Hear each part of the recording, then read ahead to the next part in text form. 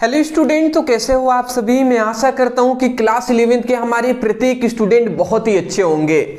आज आप सभी के लिए बहुत ही इंपॉर्टेंट एक वीडियो हम लेकर आ चुके हैं, जिसमें हम क्लास 11th फिजिक्स का समझ जाइए कहां से हम न्यूमेरिकल कराने वाले हैं। क्लास 11th जो फिजिक्स है, क्लास 11 पूरी आपकी फिजिक्स में से जो चैप्टर हम कह रहे हैं कि चैप्टर 1 से लेकर चैप्टर 5 तक का, चैप्टर 1 से लेकर 5 तक के जितने भी ये चैप्टर है, पांचों चैप्टर के जो भी वीवीआई न्यूमेरिकल है उसको हम कराने वाले हैं। आप तो जानते हैं ना कि आपके न्यूमेरिकल बहुत बार पूछा जाता है, बोर्ड एग्जाम में बहुत ही अधिक नंबर में पूछा जाता है, तो उसीलिए हम लेकर आ चुके हैं। अब हम एक चैप्टर का ऐसे न्यूमेरिकल नहीं कराएंगे, बट थोड़ा सा लॉन्ग वीडियो ही होगा। बट हम चैप्टर 1 से लेकर मतलब 5 एक वीडियो में 5 चैप्टरों का न्यूमेरिकल हम सॉल्व कराएंगे। इस तरीके से हम करते हुए चलेंगे। तो तैयार है ना आप सभी। तो 5 चैप्टर का न्यूमेरिकल का हम वीडियो लेकर आ चुके हैं, चैप्टर 1 से लेकर चैप्टर 2, 3, 4, 5 इतने चैप्टर का हम करा रहे हैं। तो चलिए हम यहाँ पे बता दें, फिजिक्स न्यूमेरिकल वन शॉट ये है। और कितना क्लास 11 चैप्टर 1 से 5 तक के महत्वपूर्ण प्रश्न को हम कराएंगे। चलिए हमारा पहला इंपॉर्टेंट प्रश्न आता है, पहला इंपॉर्टेंट न्यूमेरिकल आता है। इसको ध्यानपूर्वक आपको समझना है, ध्यानपूर्वक आपको समझना है, तभी आपको समझ में आ पाएगा। चलिए जी तो यहां पे हमारा पहला क्वेश्चन क्या कह रहा है, अब इसको ध्यानपूर्वक मैं पढ़ता हूं, ध्यान से समझिएगा। कह रहा है कि सूर्य से पृथ्वी तक प्रकाश को आने में 8 मिनट 20 सेकेंड लगता है। मतलब सूर्य से पृथ्वी तक प्रकाश को आने में कितना 8 मिनट 20 सेकेंड लगता है। यदि प्रकाश की गति 3 × 10⁸ मीटर प्रति सेकेंड है तो सूर्य से पृथ्वी की दूरी ज्ञात कीजिए। बट ये मतलब कितना आपको घुमा कर क्वेश्चन कहा गया है। यहाँ पे कहा है कि अगर सूरज है, ये मान लेते हैं सूरज है, ठीक है ना, ये सूरज है और ये हमारी पृथ्वी है। तो सूरज का जो प्रकाश किरण है, इसको पृथ्वी में आने में कितना समय लग रहा है, तो समय जो लग रहा है 8 मिनट और कितना 8 मिनट और 20 सेकेंड लग रहा है। अगर ये कहा जा रहा है कि ये जो प्रकाश चल रहा है, इसका अगर वेग यहाँ पे बता दिया गया है 3 × 10⁸ मीटर प्रति सेकेंड है, ये हमसे पूछा गया है। तो हमसे ये पूछा गया है कि सूर्य और पृथ्वी के बीच की ये जो दूरी है, ये दूरी कितना है, ये हमसे यहाँ पे दूरी पूछ लिया गया है। तो चलिए हम डिस्टेंस बताते हैं कि सूर्य और पृथ्वी के बीच की दूरी कितना है। हमें क्या कह दिया है, समय दे दिया है और वेग का मान दे दिया है। तो चलिए हम निकालते हैं। तो देखिए यहाँ पे हमें क्या दिया गया है, सबसे पहले जो हमारा यहाँ पे वैल्यू दिए हैं उसको लिखा जाता है। जैसे यहाँ पे एक वैल्यू दिया है, यहाँ पे एक वैल्यू दिया है, तो ये किसके किसके वैल्यू है यहाँ लिखा जाता है। तो हम लिखेंगे दिया गया है, दिया गया है। और क्या क्या दिया गया है, सबसे पहले यहाँ पे दिया गया है एक, क्या दिया गया है, प्रकाश का वेग दिया गया है। सॉरी, प्रकाश मतलब सूर्य का प्रकाश है वो पृथ्वी तक पहुंचने में इतना समय लग रहा है, ये समय का ही तो मान दिया है ना। तो यहाँ पे हम लिखेंगे समय, समय मतलब स्मॉल टी का जो मान दिया है वो कितना 8 मिनट 20 सेकेंड लग रहा है, ठीक है ना, इतना लग रहा है। थोड़ा देखिए सेकेंड में, ये मिनट और सेकेंड में दिया है ना, तो टोटल हम सेकेंड में रख लेते हैं, क्योंकि हमें जब दूरी निकालना पड़ेगा तो उस समय हमें सेकेंड में ही समय को सबका लेना है। तो इसीलिए अगर हम इसको कर देते हैं तो कितने से, ये 8 है, इसमें अगर 60 से हम क्या कर देंगे, गुणा करा देंगे, क्योंकि 1 मिनट में 60 सेकेंड होता है। तो 8 में अगर 60 का हम गुणा करा देंगे 60 का, तो ये सेकेंड हो गया। अब प्लस 20 सेकेंड है तो इसको 20 को जोड़ देते हैं, तो ये हमारा क्या हो जाएगा 6 × 35, 6 × 36, 6 × 2 42, 6 × 48, ये 480 हो जाएगा और प्लस ये 20 हमारा। तो टोटल समय का कितना वैल्यू हो जाएगा जी, समय जो हमारा टी का, ये जो हमारा समय जो है, समय जो टी का वैल्यू आ गया वो 480 और 20 कितना आ जाएगा 500। तो 500 सेकेंड ये हमारा समय का वैल्यू आ गया। समझ रहे हैं। तो यहाँ पे हमने क्या किया है, समय का मान हमें सेकेंड में यहाँ पे हमने निकाल लिया है। आशा करता हूँ कि आपको समझ में आ गई होंगी। दूसरा हमें क्या दिया है कि प्रकाश की जो गति है वो इतना मीटर प्रति सेकेंड है। तो ये भी बात हम लिख देंगे कि प्रकाश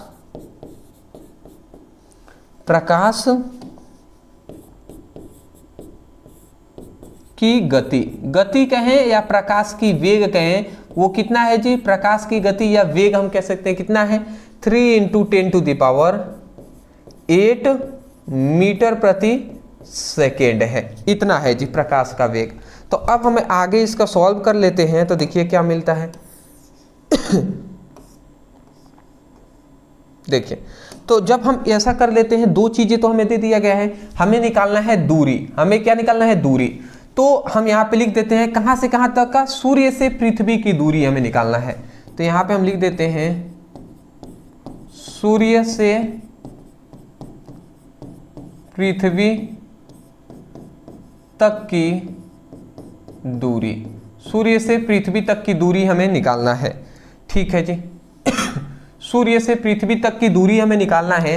तो एक हम जानते हैं चाल बराबर क्या होता है जी, थोड़ा सा मैं बताना चाहूंगा। चाल बराबर होता है दूरी बटे समय। ये आपने फॉर्मूला पढ़ा होगा, ये समय इधर भाग में, इधर आएगा तो गुणा कराया देगा। तो यहाँ पे दूरी का जो फॉर्मूला आएगा वो क्या आएगा, चाल गुणे समय आ जाएगा।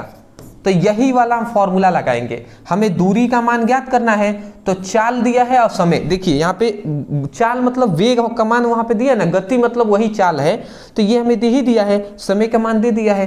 तो ये हम फॉर्मूला लगा देंगे, दूरी बराबर चाल गुणे समय।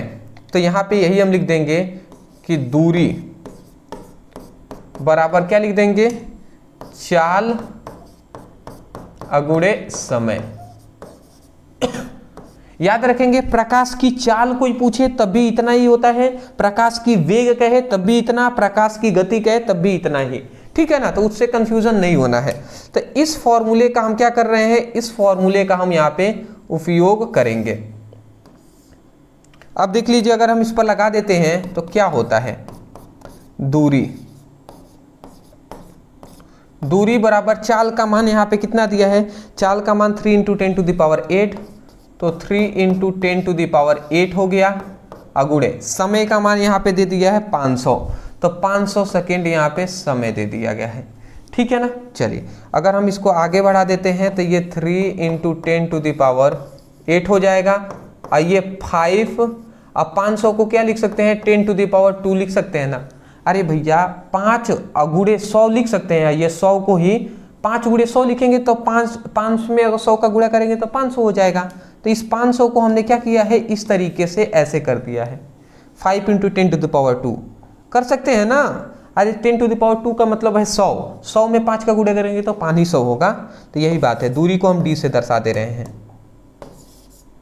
फिर से दूरी d = अब क्या हो जाएगा, पहले इसका गुणा करा लेते हैं, 3 का 5 में, तो 5 × 15 हो जाएगा, और 10 और 2 8 और 2 10 मतलब 10 के पावर 10, तो ये हमारा मीटर हो जाएगा,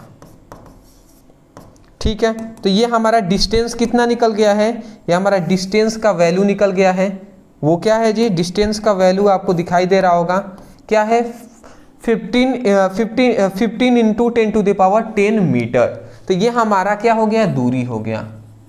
मतलब यहाँ पे ये कहा जा रहा है कि यदि सूर्य का प्रकाश है वो पृथ्वी तक पहुंचने में 8 मिनट 20 सेकेंड लग रहा है, और पृथ्वी की सूर्य के प्रकाश की जो चाल है 3 × 10⁸ है, तो इसका मतलब यह है कि सूर्य से और पृथ्वी के बीच की दूरी है 15 × 10⁻10 मीटर है, ठीक है। स्क्रीनशॉट आप ले लीजिए, आगे बढ़ेंगे।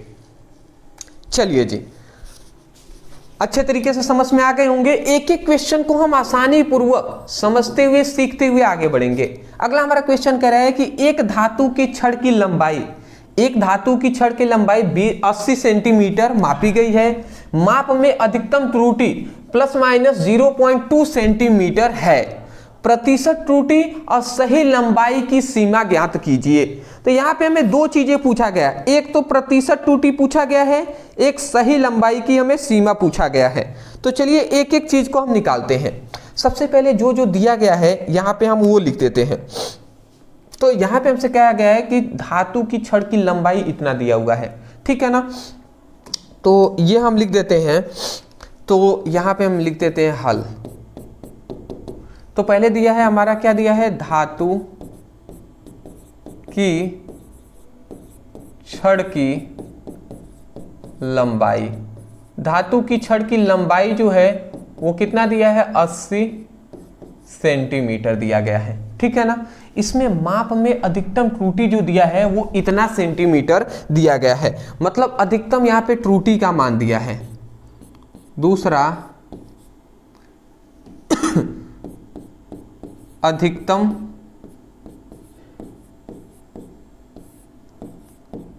त्रुटि, अधिकतम त्रुटि का मान कितना दिया गया है, 0.2 दिया गया है। तो अधिकतम त्रुटि को याद रखेंगे हम डेल एल से दर्शाते हैं, तो ये हमारा दिया गया है 0.2 सेंटीमीटर, ठीक है ना। तो हमसे दो चीजें तो दे दिया गया है, प्रतिशत त्रुटि हमसे पूछा जा रहा है, एक सही लंबाई की सीमा ज्ञात करना। तो सबसे पहले हम प्रतिशत त्रुटि ही ज्ञात करते हैं। पहला हमारा काम है तब प्रतिशत त्रुटि, प्रतिशत त्रुटि, प्रतिशत त्रुटि। प्रतिशत त्रुटि बराबर क्या होता है, प्रतिशत त्रुटि बराबर होता है छड़ की लंबाई, छड़ की जो मतलब धातु मतलब यहां पे हमारा प्रतिशत त्रुटि बराबर फॉर्मूला होता है अधिकतम त्रुटि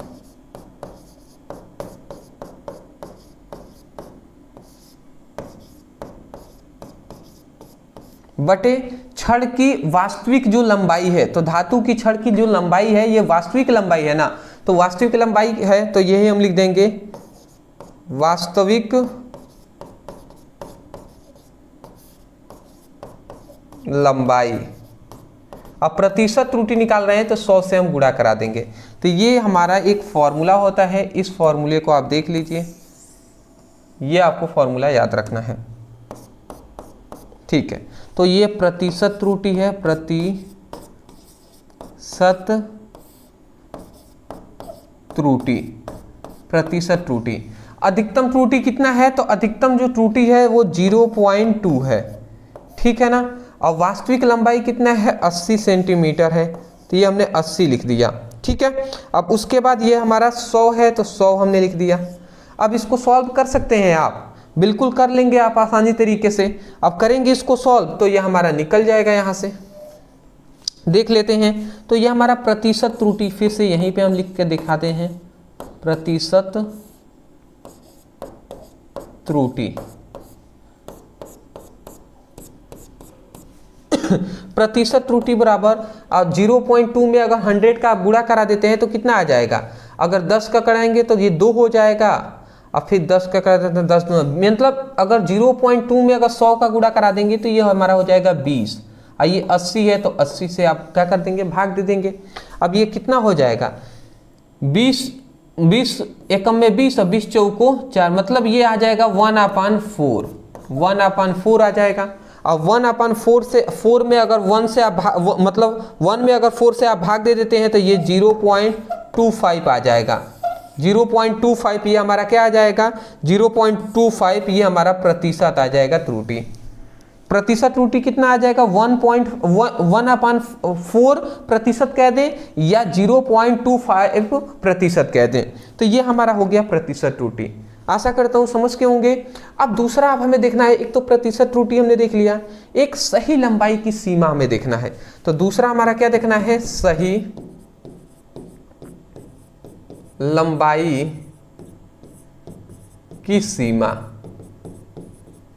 सही लंबाई की सीमा क्या है ये हमें देखना है, ठीक है। तो सही लंबाई की सीमा के लिए एक फॉर्मूला होता है हमारे पास सही लंबाई की सीमा के लिए एक फॉर्मूला होता है Lx, यहां पे ये याद रखेंगे, सही लंबाई की सीमा का यहां पे सही लंबाई न कहा गया है, तथा सही लंबाई की सीमा ज्ञात कीजिए। हाँ जी, तो सही लंबाई की सीमा के लिए सबसे पहले हम क्या ज्ञात कर सकते हैं कि जो हमारा लंबाई है, जो वास्तविक लंबाई है और जो त्रुटि है, इन दोनों का हम क्या कर देंगे, घटा देंगे ना, तो हो जाएगा हमारा।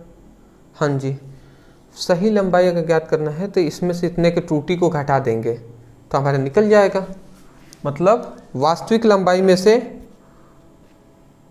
ऐसे ही करना पड़ेगा क्या, एल माइनस डेल एल करना पड़ेगा ना।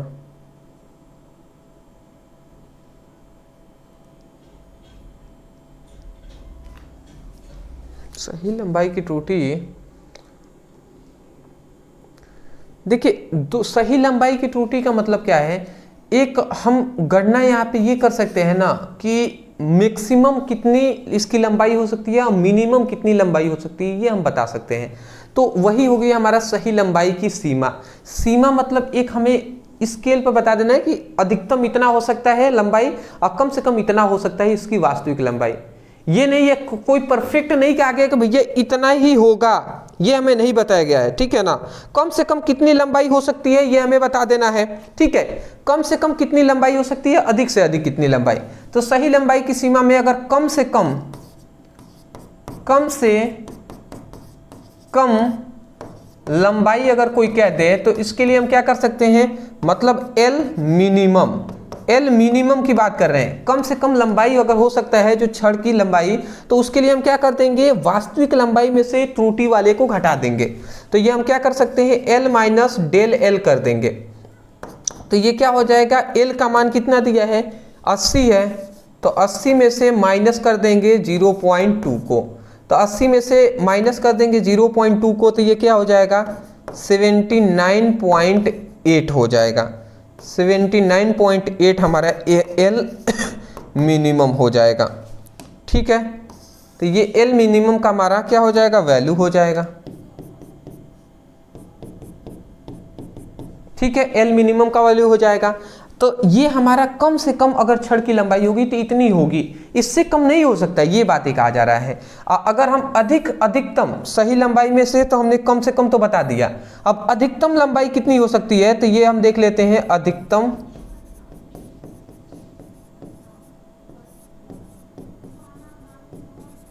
अधिकतम लंबाई छड़ की कितनी हो सकती है, तो एल मैक्सिमम कह सकते हैं, MAX।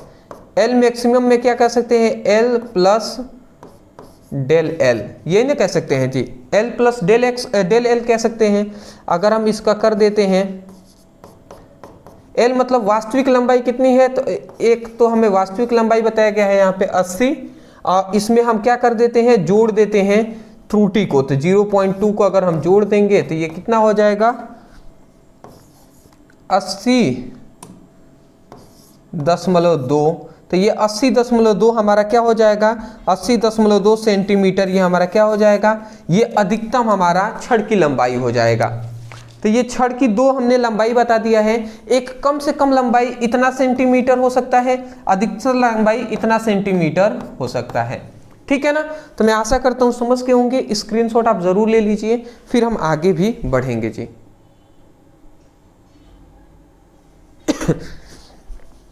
चलिए अगला हमारा क्वेश्चन आता है। अभी तो हमने क्या देखा है, केवल हमने यहाँ पे त्रुटि के बारे में बात किया है कि प्रतिशत त्रुटि हम कैसे निकालते हैं, ये हमने यहाँ पे बताया हुआ है, ठीक है। चलिए, तो यहाँ पे अब हमसे कह रहा है कि एक कार स्थिर अवस्था में, ध्यान से समझिए, यहाँ पे कह रहा है स्थिर अवस्था में है कार, तो एक कार स्थिर अवस्था से चलकर 10 सेकेंड में 25 मीटर प्रति सेकेंड की गति प्राप्त करती है। 10 सेकेंड में वो 25 मीटर प्रति सेकेंड की गति प्राप्त करता है। तो कार का त्वरण और समय में चली गई दूरी ज्ञात कीजिए। तो हमें एक तो सबसे पहले क्या ज्ञात करना है, एक हमें त्वरण ए का मान ज्ञात करना है और कार में चली गई दूरी का मान हमें ज्ञात करना है, यही ना। तो चलिए हम ज्ञात करते हैं जी। सबसे पहले कार स्थिर अवस्था से चली है और फिर इतना उसका वेग हो गया है, तो इसका मतलब यहां पे सबसे पहली बात एक चीज हमें पता चल रहा है कि प्रारंभिक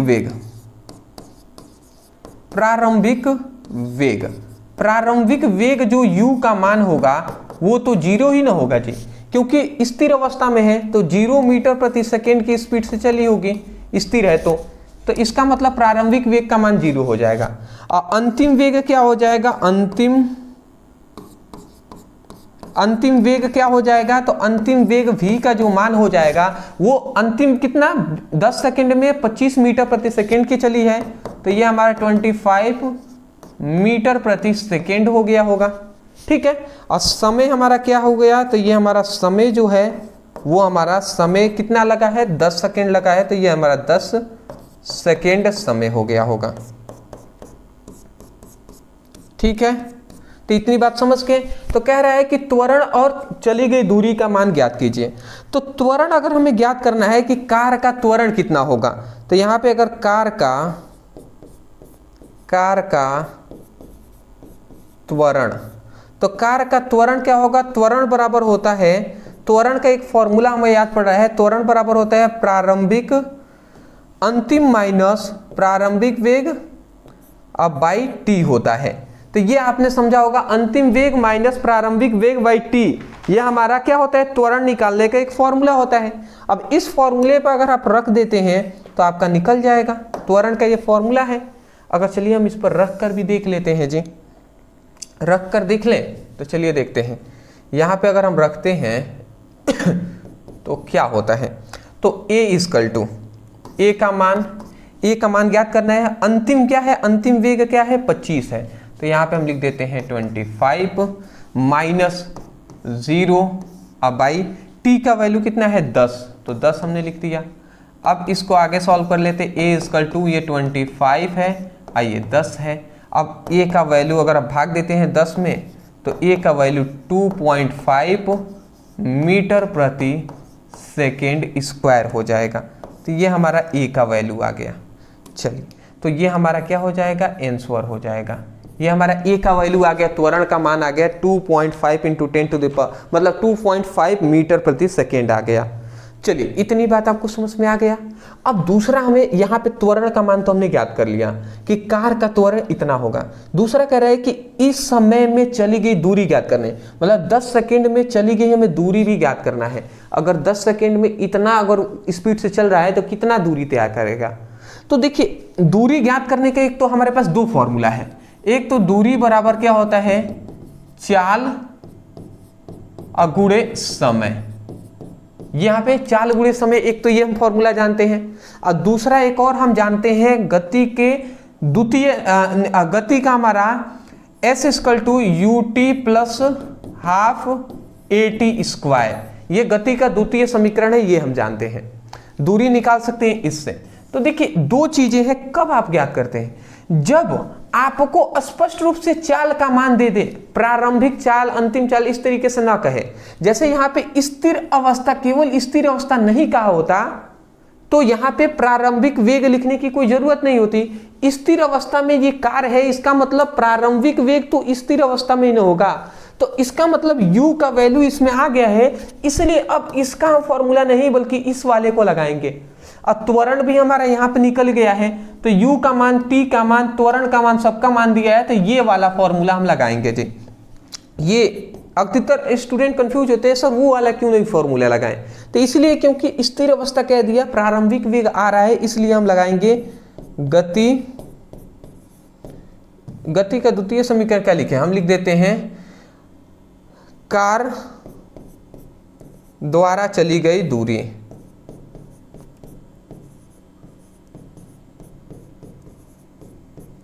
कार द्वारा चली गई दूरी या कार द्वारा चली गया विस्थापन। तो कार द्वारा चली गई दूरी जो होता है, दूरी क्या होता है हमारा, s equal to U T plus half A T square, ये हमारा है जी। तो ये हमने लिख दिया है। अब इसको हम आगे बढ़ा लेते हैं और देख लेते हैं जी। तो s इक्वल टू u का मान, u हमारा क्या है, प्रारंभिक है, तो प्रारंभिक वेग 0 है, तो 0 अगुणे t कर देते हैं, plus half A T square है, तो प्लस हाफ, a का वैल्यू कितना है, a का वैल्यू 2.5 है, तो 2.5 हमने लिख देते हैं, 2.5, और t स्क्वायर, t मतलब 10 का होल स्क्वायर है, तो 10 का होल स्क्वायर, समय कितना है, समय t है 10 सेकेंड, तो 10 का स्क्वायर कर दिए। अब इसको हम आगे बढ़ा देते हैं, तो क्या होता है, s इक्वल टू, ये 0 t में गुणा होगा तो ये 0 हो जाएगा, अगला क्या आ गया, हाफ आ गया, अगुणे 2.5 है तो 2.5 लिख दिए, और 10 अगुणे 10 हो जाएगा, ठीक है ना। 10 होल स्क्वायर का मतलब 10 गुणे 10 है, तो 10 गुणे 10 हमने लिख दिया। तो अब ये हमारा क्या हो जाएगा, s इक्वल टू, ये हम देखें तो अगर हम 10 का इसमें गुणा करा देते हैं इसमें 2.5 में, तो ये हमारा 25 हो जाएगा। 25 एकम में 25 मतलब 25 हो जाएगा, 2 गुणे 10 हो जाएगा। ये हमारा अगर देखें s इक्वल टू, तो ये 250 हो जाएगा और ये 2 हो जाएगा। अगर हम s इक्वल टू मान निकाले तो कितना हो जाएगा, 2 एकम में 2, 2 एकम में 2 और 25, मतलब इतना हमारा s का जो मान आ जाएगा वो हमारा इतना आ जाएगा, s का मान आ जाएगा इतना। ये हमारा मीटर में आ जाएगा, इतना मीटर। ठीक है, इतना मीटर ये हमारा क्या हो जाएगा, आंसर हो जाएगा। चलिए स्क्रीनशॉट आप ले लीजिए। मेरा इन्वर्टर भी डिस्चार्ज हो रहा है, क्या करें भैया, पढ़ाना भी है, इन्वर्टर भी डिस्चार्ज हो रहा है। फटाफट हम थोड़ा आगे बढ़ेंगे जल्द से जल्द, और भी क्वेश्चन को हमें सॉल्व करना है। चलिए, तो यहाँ पे अब हमारा आता है कि एक कण का वेग समय ग्राफ में, ध्यान से समझेंगे, वेग समय ग्राफ में सीधी रेखा है। एक कण का वेग समय ग्राफ में एक सीधी रेखा है, कह रहा है कि जो 0 से 20 मीटर प्रति सेकेंड तक 5 सेकेंड में बढ़ रही है। 0 से 20 मीटर प्रति सेकेंड तक 5 सेकेंड में बढ़ रही है। तो कण द्वारा तय की गई दूरी ज्ञात कीजिए। तो कण द्वारा तय की गई हमें दूरी का मान ज्ञात करना है। चलिए, तो यहां पे एक चीज याद रखेंगे क्या कह दिया गया है, 0 से क्या मतलब 20 मीटर प्रति सेकेंड। तो यहां पे एक चीज हम देखेंगे, तो वेग का मतलब v का मान हमें दे दिया गया है कितना, 20 मीटर प्रति सेकेंड। ठीक है, समय का यहाँ पे मान दिया गया है, समय थोड़ा सा हम फास्ट चल रहे हैं, समय का जो मान दिया है 5 सेकेंड दिया गया है, यही ना दिया गया है जी। हमसे पूछा गया है कि कण द्वारा तय की गई दूरी का मान ज्ञात कीजिए। तो याद रखेंगे कि वेग समय ग्राफ में अगर हम बात करें, वेग समय ग्राफ, ठीक है, या आरेख भी आप लिख सकते हैं, चलिए आरेख ही हम लिख देते हैं। वेग समय आरेख में, वेग समय आरेख के लिए कण का जो वेग का फॉर्मूला होता है, कण के वेग का जो फॉर्मूला होता है, कण के लिए दूरी का, सॉरी, कण के दूरी, कण का दूरी का एक फॉर्मूला होता है, जो होता है दूरी इक्वल टू, क्या होता है, दूरी इक्वल टू होता है 1/2 समय अगुणे वेग। ये एक फॉर्मूला याद रखेंगे। जब भी वेग समय ग्राफ कहे तो इस फॉर्मूले को हम लगा देंगे, हमारा हो जाएगा जी। अगर हम इस पर रखते हैं और दूरी का मान हमें ज्ञात ही करना है, तो दूरी बराबर ये हमारा हाफ हो जाएगा, और समय का मान दिया है 5 और वेग का मान दिया है 20। अगर हम इसको सॉल्व आगे कर लेते हैं तो 20 पचे 100 हो जाएगा, 100 एकम में 100, मतलब यहाँ पे दूरी का मान हो जाएगा 20 पचे 100, तो ये हमारा 100 हो जाएगा बटे 2 हो जाएगा। यहाँ पे 2 में 100 का भाग दे देंगे तो 50, और ये हमारा मीटर, तो ये हमारा दूरी का मान हो गया 50 मीटर। चलिए, तो ये हमारा दूरी का मान हो जाएगा 50 मीटर आंसर। याद रखेंगे वेग समय आरेख के लिए हमने दूरी का मान बताया है, ठीक है। तो आशा करता हूं आप समझ गए होंगे। चलिए आगे हम बढ़ जाते हैं और भी हम क्वेश्चन को देख लेते हैं। चलिए, अगला हमारा कह रहा है यहाँ पे कि 2 वेक्टरों का मान इतना और इतना है, 2 सदिश है जिसका मान इतना इतना है, इनके बीच का कोण इतना है, तो परिणामी वेक्टर का मान हमें ज्ञात करके बताइए। ठीक है, तो सिंपल सा हमें क्वेश्चन पूछा गया है, 2 सदिश का मान दे दिया इतना इतना, तो मान लेते हैं हल में हम क्या लिखेंगे, माना 2 सदिश,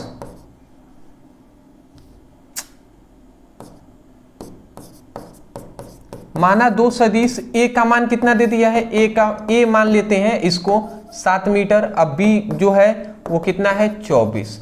ये हमारे ये 2 सदिश हैं, ठीक है ना। इनके बीच का कोण का मान हमें दे दिया गया है, कोण मतलब थीटा का मान कितना दे दिया है 90 डिग्री। और हमसे पूछा गया है परिणामी वेक्टर ज्ञात किया, मतलब परिणामी सदिश, परिणामी सदिश।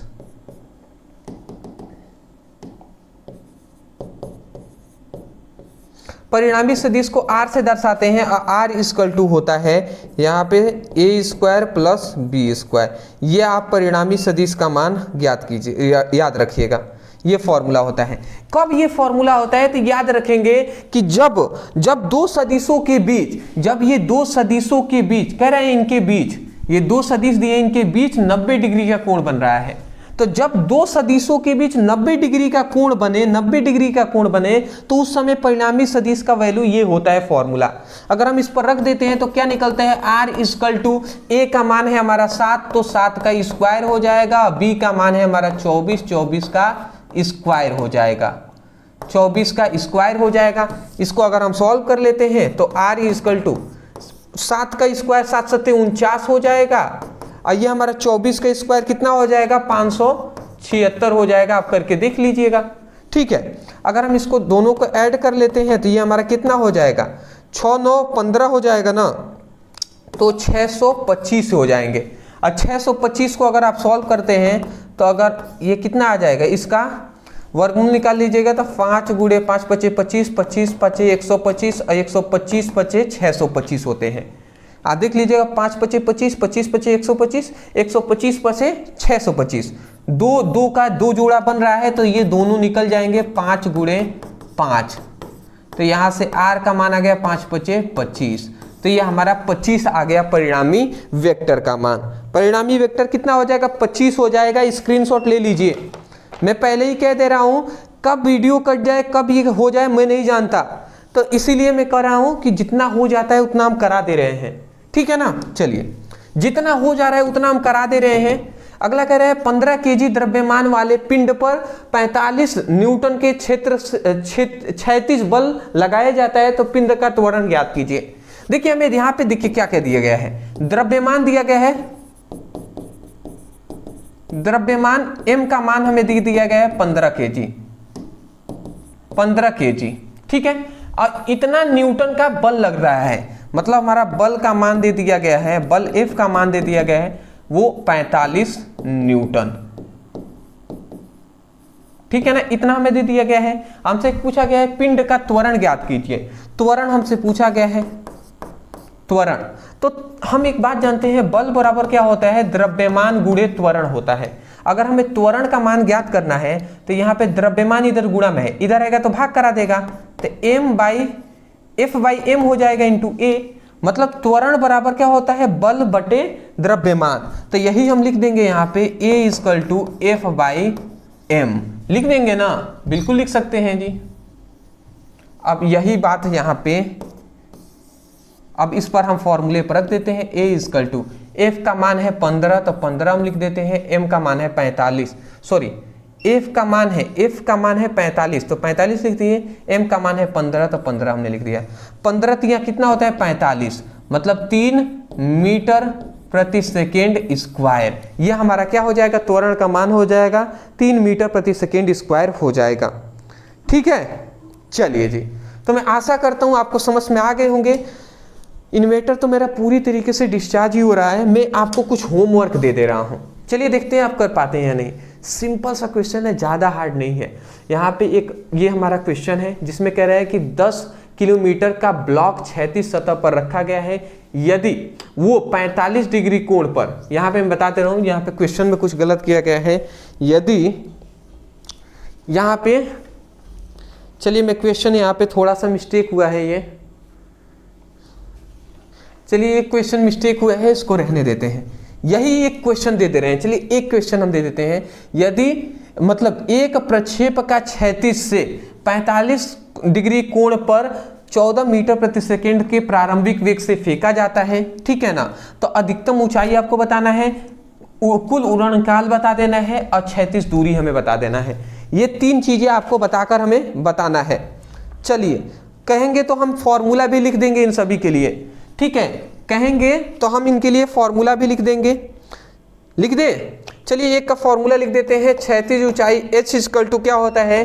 u square into sine square theta by क्या होता है? 2g होता है। तो ये अधिकतम ऊंचाई के लिए हमारा क्या हो जाएगा? फॉर्मूला हो जाएगा, इसका उपयोग कर लीजिएगा, ठीक है। ठीक है, इसका कर लीजिएगा। अगला, अगर उड़न काल समय अगर ज्ञात करना है तो समय t इक्वल टू क्या होता है, u sine theta, 2u sine theta by G. तो इसका आप प्रयोग करेंगे तो ये हमारा कुल उड़न समय निकल जाएगा।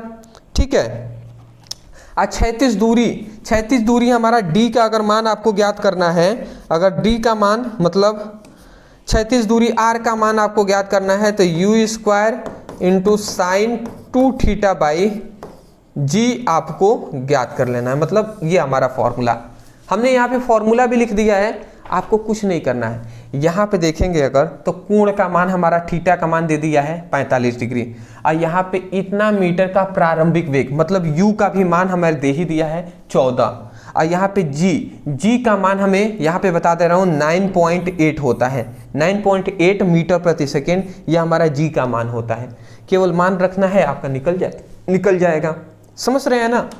तो कोई दिक्कत नहीं होनी चाहिए। अदरवाइज ये हमारा इस चैप्टर का मतलब चैप्टर 1 से चैप्टर 5 तक का हमने न्यूमेरिकल को कवर कराया है। आप सोचेंगे सर साथ ही करा दिए तो हो जाएगा। मैं अब देखिए पूरे क्वेश्चन तो हम करा नहीं सकते, हम आपको एक तरीका बता दे रहे हैं कि इस टाइप के और भी क्वेश्चन आपको प्रैक्टिस करना है। ठीक है ना, आपके पास बुक होगा उससे प्रैक्टिस कीजिए।